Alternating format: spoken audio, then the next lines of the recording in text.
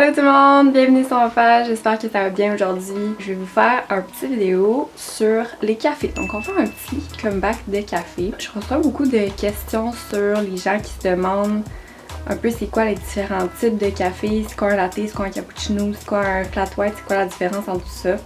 Donc cette semaine, je vais faire 7 différents cafés, puis je vais les faire chaque matin, donc vous allez m'accompagner chaque matin dans ma préparation de café.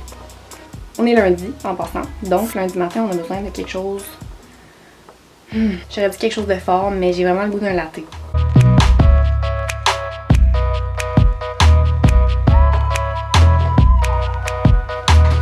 Ok, donc pour faire un latte, ça prend un type de lait, du café comme j'ai ici. Des fois je fais un mélange avec, je fais comme à moitié caféiné puis à moitié décaf, comme ça j'ai ici.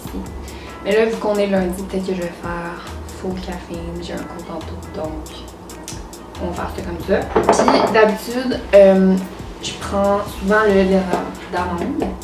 Sauf que là, je pense que je vais prendre du lait d'avoine pour cette vidéo parce que ça fait des plus beaux dessins. Aussi, c'est meilleur pour l'environnement. Alors, let's go!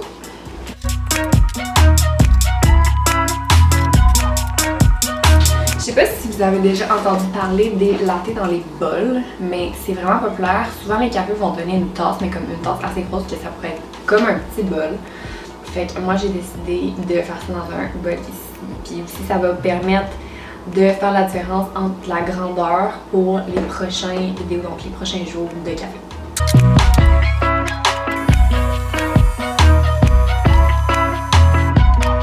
Pour le lait, j'en mets jusqu'à peu près ici pour le latte, donc c'est quand même beaucoup de lait.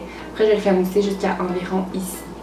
Fait que ça va être déjà une bonne différence avec les autres cafés. Donc je vais vous montrer ça d'entrée.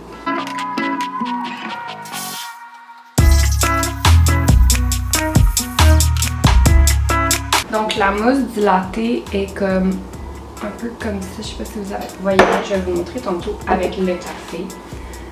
Mais est assez légère quand même.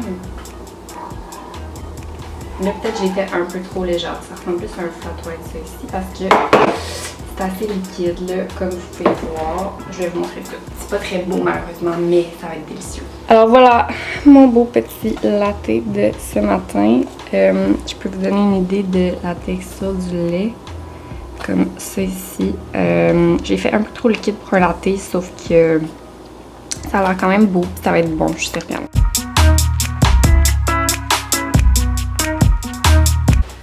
Ok, donc pour les particularités du latte, en termes de composition, je vais vous montrer un petit visuel pour que vous puissiez mieux voir c'est quoi comparé aux autres cafés. 2 shots d'espresso, donc ça c'est environ 2 onces, le classique 2 shots d'espresso.